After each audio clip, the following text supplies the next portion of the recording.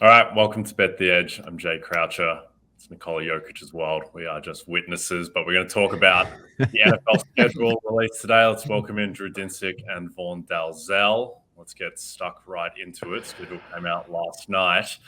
NFL Week 1 is what we're going to start with. Vaughn. Detroit KC is the opener on NBC. Line is KC -7. Total is 54.5. What do you make of this one?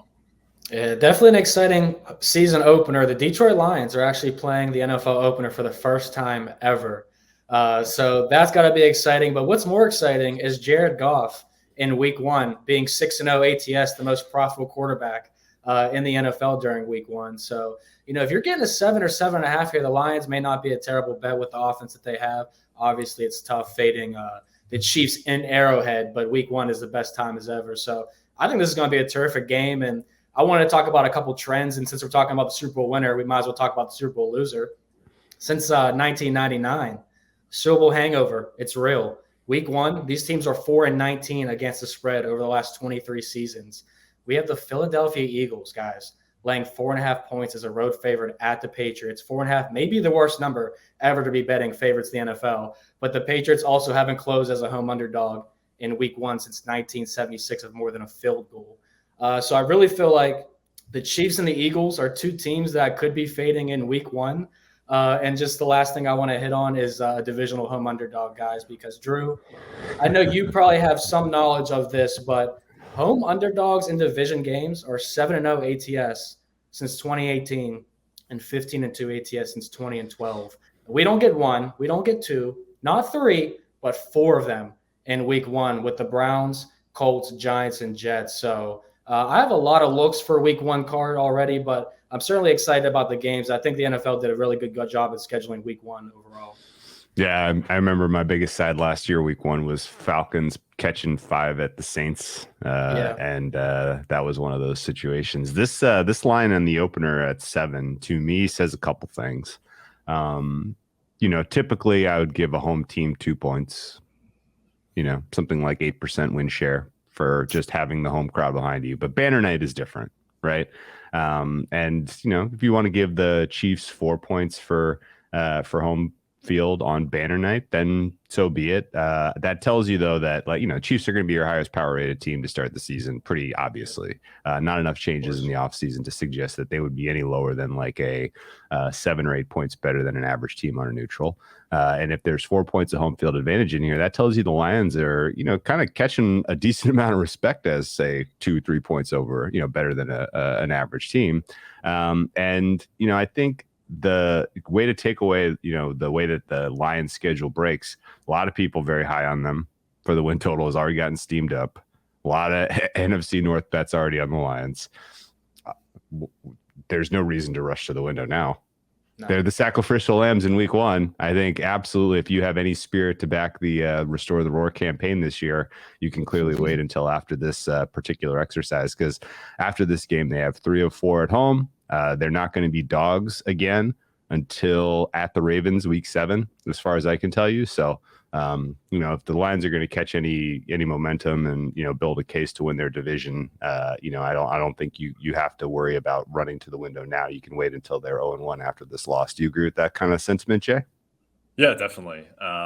Seems like they are clearly the class of the NFC North. It's still jarring to see the Detroit Lions as the 4th favorite to win the NFC, but I think when you look at it, it's plenty justified when you think that the NFC South isn't really throwing up any obvious contender, and the rest of the NFC North isn't either. So I think the Lions merit that. In terms of the rest of the slate, the line that just stood out to me as the most interesting, and I'm not saying it's wrong necessarily, but just the Bengals being 2.5-point favorites in Cleveland, where that Cleveland team, I think, is probably the most high variance team in the league, just because they have a quarterback who could be the 3rd best quarterback in the NFL or the 28th best quarterback in the NFL. We just have no idea. And the supporting cast is pretty strong for that Cleveland team. So, I would not be shocked if the return game of Bengals Browns is vastly different, even when you flip home field relative to what it is now. So that's probably the game that I'm most interested in. And Cleveland are the most compelling team to me, just in terms of how they look in the early season. let's jump into some win totals and make-miss playoffs. But firstly, a reminder to download the RotoBold app to receive breaking player news all season long. Stay ahead of the competition by favoriting players on your roster. Get the latest injury updates, player news, and much more delivered right to your phone. It's available in the App Store today. A lot of people used to ask me, like, oh, does the schedule release, does it change, win totals or Super Bowl odds? Like, no, not really. Like, we already knew all the teams that everyone was playing. There was definitely some stuff around the margins, the fact that, Baltimore don't play a single team coming off a bye this season. That kind of stuff. Yeah. That does matter a little bit, but it's not going to change a team's win total from 7.5 to 9.5 or anything. But now that we do have the schedule, Vaughn, in terms of a win total and a make-miss playoff bet, what are your favorites? Yeah, there's a couple that I do like here. For the over-under wins, one under I'll say is the Washington Commanders. May not be shocking to anybody, but you're getting plus 100 for the under there. They're one of two teams that don't have a bye week until week 14 this year. And they play back-to-back road games 3 separate times this season with one primetime game. So the league's obviously not very excited about Washington, and it's hard to be with Sam Howell as the quarterback, Chase Young getting hurt every year, and our top conversation with Washington being surrounded by what's Scary Terry's fantasy value? Is it Brian Robinson or Antonio Gibson this week? So with this team only being favored 3 times all year and 2 of those times being -1 favorites, I think it's pretty safe to assume Washington will finish below. And I'll give you an over because I have to say it, guys. Best draft class of the NFL. Those Pittsburgh Steelers, baby. Wave your towel. All right. It's a big deal. They filled a lot of needs. But I think that they still will go over their 8.5 win total. Obviously, Mike Tomlin, he's still the coach, never had a losing season. The Steelers, actually, I already bought my tickets for their home opener, week 1 against the Niners. Put the money line in your pocket. But the Steelers opening the season at home for the first time since 2014. It's been a long time. Their schedule's very favorable. They're favorites in more than half their games. A 3-game homestand weeks 8, 9, and 10, and only 3 trips out west, and they're all spread out, okay? So with new options like Allen Robinson and Darnell Washington already added to Pickens, Freiermuth, Najee Harris, and Johnson with Kenny Pickett's second year and first full season, I like the Steelers over 8.5, along with the Commanders under 6.5. Okay. Drew, what's your favorite win total? Well, typically this time of year, I tread lightly on win totals because I'm not really trying to, lock in these kind of prices for an 8-month duration here. So, I'm only really looking for particularly poor prices, and I'm also really only shopping for unders because there is a long tail to almost every win total under, which is something happens to the quarterback, either poor play, he loses his job, or he gets injured. And honestly, the sequencing of the schedule, I was already kind of nibbling around the margins for the Patriots in ways I could try to fade that team this year because they are now in one of the most competitive divisions in football, and they have one of the most hellacious schedules. Well, the sequencing to me does matter now. They play elite defenses first 4 weeks of the season. Very realistic. This team is 0-4 as they head into their week 5, and people are asking questions about the future of the quarterback position. We already know that there's a lot of tension there building between Mac Jones and Belichick. And, realistically, if the Patriots decide, hey, we're going to try something different, if it's not working under Bill O'Brien, who also, by the way, starts pretty slow, I think realistically this team could be in a deep hole come mid-season. And it never really lets up. Like, they have a lot of home games early in the season, but their opponents at home don't really soften up until you get to week 9, where they host the Commanders, and then week 10 Colts before their bye week. So I don't see a lot of wins on the schedule for the Patriots. I certainly don't see enough to get involved in the over. So give me some Patriots under, and honestly, as soon as MGM pops the alt win total unders, I'm going to go even lower because I think realistically there is a decent chance this team is picking in the top 5 next year. Yes, I don't think it's very long at all that Bailey Zappi is the quarterback of that team at some point this season, be it through Mac Jones getting traded or just the season being a disaster.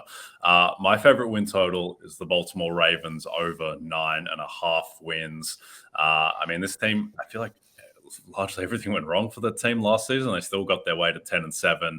The defense is loaded. They very nearly beat the Bengals in Cincinnati with Tyler Huntley on the strength of their defense. I think there's a few sneaky things as well. Like, Mark Andrews wasn't right physically all last season. He's their best skill position player, best pass catcher. The fact that he should be healthier. the fact that Devin Duvernay was their number 1 wide receiver and now is probably going to be number 4, I think that helps. I think Lamar, with the security of the contract, I'm expecting a huge year from him.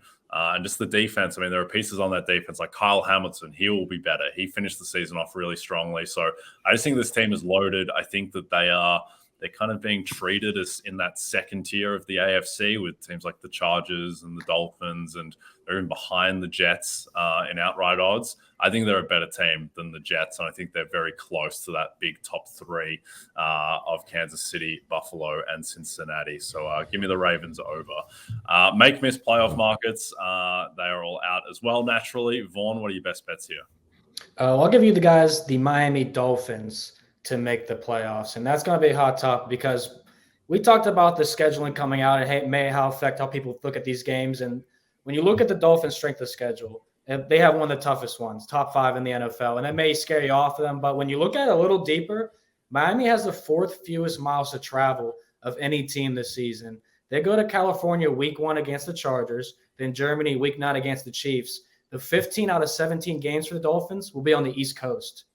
That is tremendous for this team. They are number 1 ATS at home since 2020, but they're 12-12 ATS on the road since then. So they're really a home bet on, fade on the road, but the road games, not much travel this year, which I think benefits them. And obviously they went 1-5 in their last 6 games down the stretch, have to beat Joe Flacco and the Jets to get into the postseason here. So with the Bills playing a really significantly hard schedule, 6 of their last 8 teams are projected to have winning records, and 4 of the last 6 are on the road. The Jets being possibly the Boston Celtics of the NFL this year, the NBA, because New York's going to be favored in almost every game, 5 primetime games, numbers totally inflated.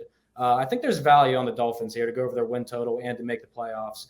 You're getting almost plus 100 money there to go over their win total or make the playoffs. So I like both those bets.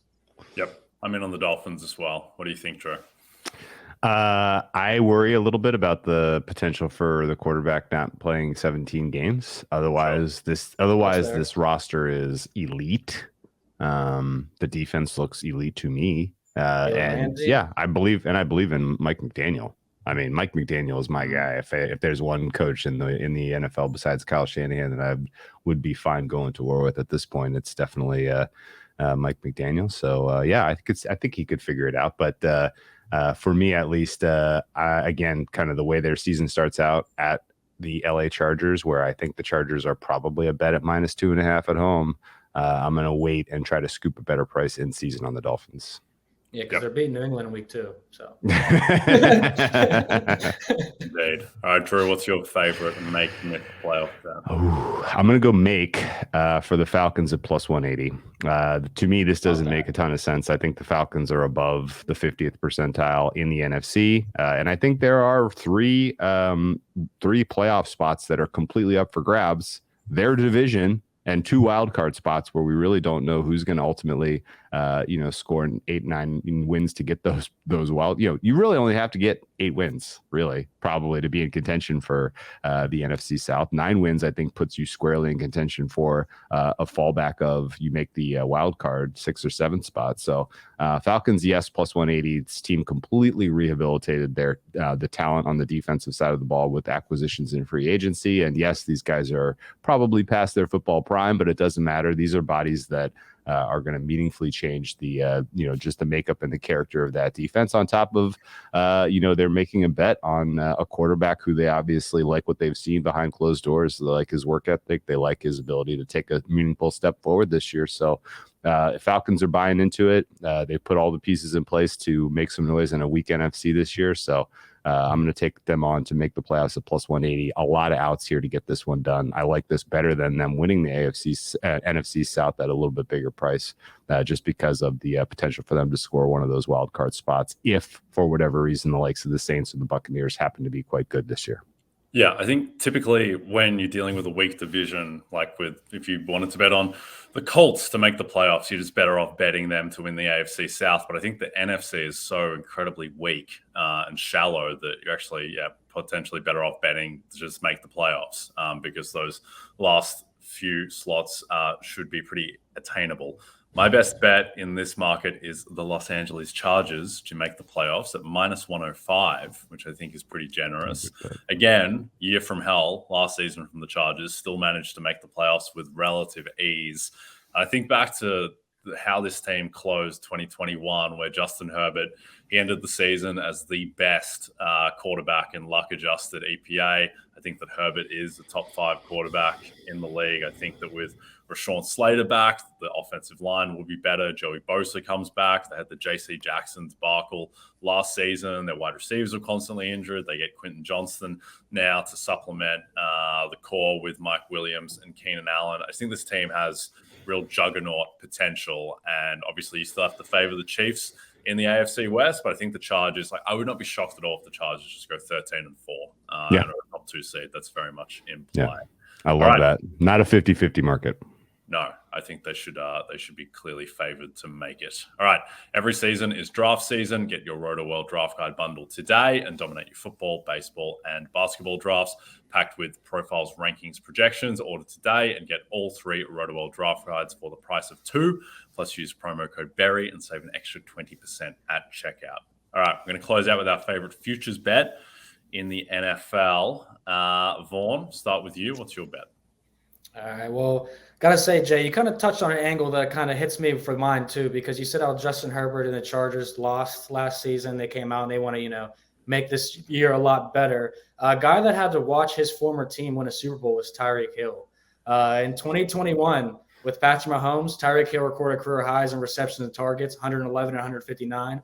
In 2022, he reset those highs with Tua and other quarterbacks. 119 receptions, 170 targets, over 1,700 yards, record 77 first downs for him, and back-to-back full seasons, and he was banged up still playing. So I'm looking at Tyreek Hill for Offensive Player of the Year at 20-1. I think there's a lot of value there. I think you look at Miami's schedule, how I said they don't have to travel very far for a lot of their games. That's going to help with the health of a lot of these players. As long as Tua is healthy, Tyreek Hill should take that next step forward. And he gets the ball in various ways too. Obviously, he had carries last year, scored a rushing touchdown. But when I looked at this market, we had Justin Jefferson, Jamar Chase, and Christian McCaffrey all ahead of him in terms of odds. And I kind of feel like Tyreek Hill has just as much value, if not better value, than those guys. So the fastest player in the league and arguably the most dynamic player in the league on a high-flying offense behind a young genius of a head coach, in my opinion.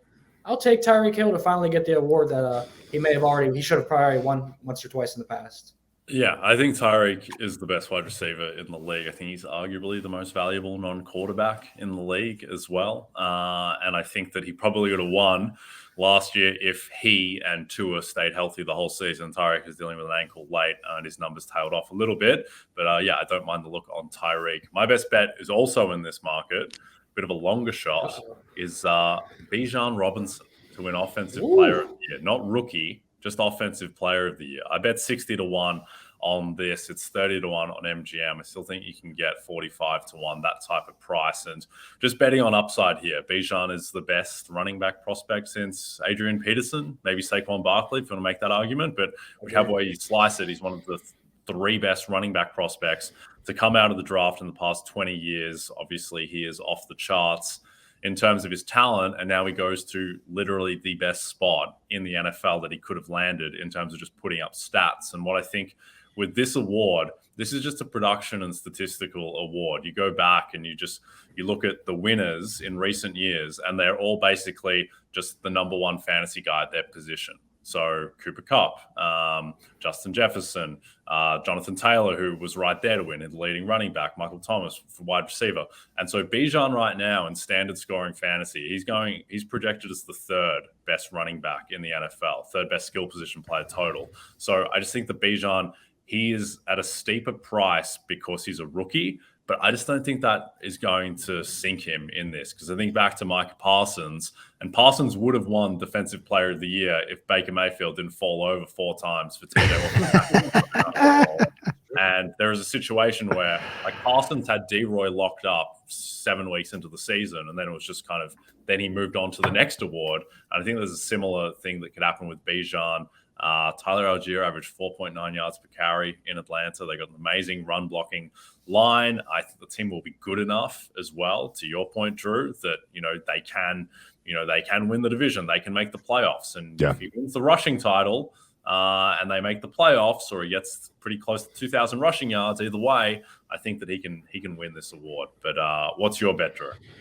I'm going to go as weird as it gets. I loved your guys' breakdowns, by the way. And it sounds like we're kind of rowing the boat in the same direction on a lot of teams, which is always a good sign, because we didn't really plan this. We were just sort of, hey, what do you think? And yeah, it's good that we already have a little consensus. I'm going to go with a team we haven't talked much about, but I think is mispriced in the Super Bowl market. I know, you'd say, how is that possible? Well, somehow, some way, I think the Jacksonville Jaguars are being overlooked at 30-1 to win the Super Bowl. And you might say, you mean the team that needed to come back from a 27-point deficit in their one home playoff game last year can all of a sudden make the leap to Super Bowl winner? Maybe. But even more important, they're in the weakest division in the AFC by margin. They could potentially play, a mix of Gardner Minshew and rookie quarterbacks in division and compile a 6-0 record. The rest of their schedule, I think, breaks very, very favorably. They get KC at home, where they'll probably be a small dog. Their one kind of difficult road game at Buffalo, that got flipped in their favor thanks to the schedule, because Buffalo now has to travel to London, give up that home game, and it will be a game that the Jaguars will already have been acclimated, having played in London the week prior against the Falcons. So a huge swing in terms of win equity in that game alone with the schedule the way it broke. And as I look down the card, I see them being meaningful favorites in 12 out of 17 games. And then the rest of them, we're looking at Pick'em. The only road game where I can see them potentially being a dog of 2.5, 3 points might be at the Browns late in the season with the cold weather, and if the Browns ultimately reach their potential. So, yeah, I think the Jaguars are alive to get the 1 seed, guys. And if they have a bye and they only got to play one of the likes of the Chiefs or the Bills in the playoffs, I think, the likelihood of them getting to the Super Bowl and potentially exercising a victory here is real. So they're 28-1 right now on BetMGM. I think that only gets shorter between now and when we get to the playoffs. And I've put a decent amount of that in my pocket. Yep. I like it. Particularly, I don't think these markets are out yet, but the Jags to get the 1 seed, just get to the schedule, the division, the fact that the other contenders for the 1 seed, they all play in brutal divisions.